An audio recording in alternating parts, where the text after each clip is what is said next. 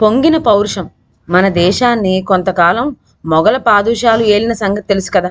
ఆ పాదుషాల్లో ఒకడు ఔరంగజేబు. ఔరంగజేబు పరిపాలన చాలా దుష్టంగాను క్రూరంగాను ఉండేదని చెప్పుకుంటారు. అతడు పరమ ద్వేషి కనుక అన్ని మతాల వారిని, ముఖ్యంగా సిక్కు మతస్థుల్ని ఎన్నో విధాలా హింసించేవాడు. అతడు పెట్టే యాతన వల్ల ప్రజల్లో భయం అలుముకుంది, ఆత్మవిశ్వాసం నశించింది. రోజు రోజు పరిస్థితులు విషమిస్తూనే వచ్చాయి. ఇటువంటి పరిస్థితులలో గురు గోవింద్ సింగ్ అనే పిన్నవాడు సిక్కులకు నాయకుడైనాడు. వయసుకు పిన్నవాడే అయినా గురు గోవిందు గొప్ప పరాక్రమశాలి, బుద్ధికుశలుడు, నాయకత్వం వహించడానికి అన్ని విధాలా తగినవాడు. అతడు గద్దె ఎక్కుతూనే దేశ స్థితి, ముఖ్యంగా తన ప్రజల స్థితి ఎలా ఉన్నదా అని పరిశీలించాడు. చూడగా ముందుకు రావాల్సిన యువకులందరూ పౌరుషహీనులుగా, పిరికి పందలుగా తయారై కూర్చున్నట్లు కనిపించింది. ముందు తన వారిని బాగు చేసుకుంటే దేశం దానంతటా అదే బాగుపడుతుందని నిశ్చయించాడు. ఈ నిశ్చయంతో ఒక రోజున ఒక విశాలమైన తోటలో మకాన్ చేసి రాజ్యంలోని యువకులందరినీ అక్కడికి రప్పించాడు. అందరూ సమావేశమై గురు గోవింద్ ఏం చెప్తాడోనని చెవులు రిక్కించుకొని కూర్చున్నారు. వారు అనుకున్నట్లు అక్కడ ఉపన్యాసాలు వినటానికి తగిన ఏర్పాట్లేమీ కనిపించలేదు. మరుక్షణంలో డేరా గుమ్మానికి ఉండే తెర తొలగించుకొని విచ్చిన ఖండం చేతపుచ్చుకొని చెప్పలేని ఉద్వేగంతో గురు గోవింద్ సింగ్ యువతలకు వచ్చాడు.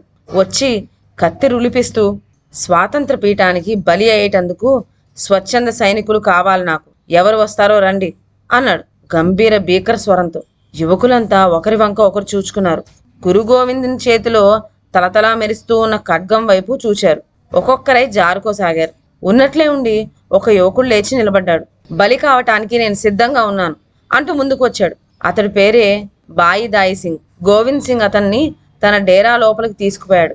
అలా తీసుకుపోగానే ఒక మనిషిని తెగవేసిన చప్పుడు వినిపించింది. వెంటనే నెత్తురోడుతున్న తన ఖడ్గంతో గురు గోవింద్ మళ్ళీ డేరా బయటకు వచ్చి, ఇంకా ఎవరైనా ఉన్నారా అని ప్రశ్నిస్తూ చకచకమని కత్తిరులిపించాడు. నేను నేను అంటూ అమాట్టున మరి నలుగురు యువకులు ముందుకు వచ్చారు. వారిని కూడా గురు గోవిందు లోనికి తీసుకుపోయాడు. మళ్ళీ ఈసారి నలుగురును నరికిన చప్పుడైంది.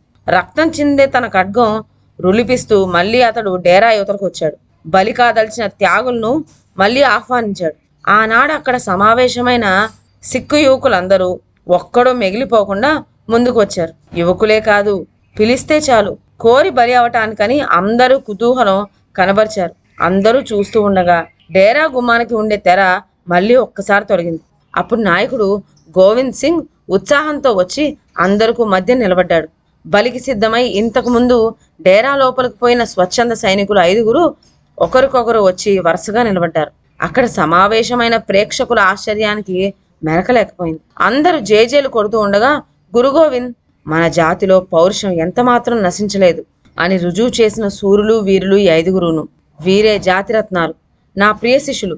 శత్రుహింసకు తట్టుకోలేక, సరి అయిన నాయకత్వం లేక ప్రజల పౌరుషం ఇప్పటి వరకు అణగారిపోవటం చేతనే వారు నివురుగప్పిన నిప్పులాగా ఉండవలసి వచ్చింది.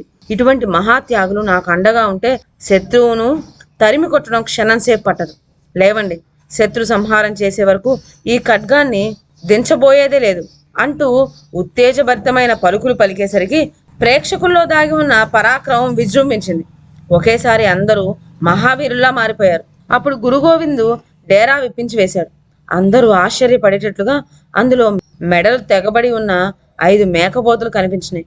వాటిని చూడగానే తమలో అణగారి ఉన్న పౌరుషాన్ని పైకి రప్పించడానికి నాయకుడు చేసిన వీరకృత్యం వెల్లడైంది. అందరూ అతన్ని ఎంతగానో కొనియాడారు. అప్పుడు గురు గోవింద్ సింగ్ ఆ మేకపోతులను పసందుగా వడ్డించి సమావేశమైన అందరకు అక్కడనే విందు జరిపించాడు. గురు గోవిందునకు ప్రియ శిష్యగణమైన ఈ 5గురు యువకులకు పాంచ్ పేరే అని పేరు. ఇదండి ఇవాళ కథ. మరొక మంచి కథతో నెక్స్ట్ వీడియోలో కలుగుతాం. అంతవరకు సెలవు.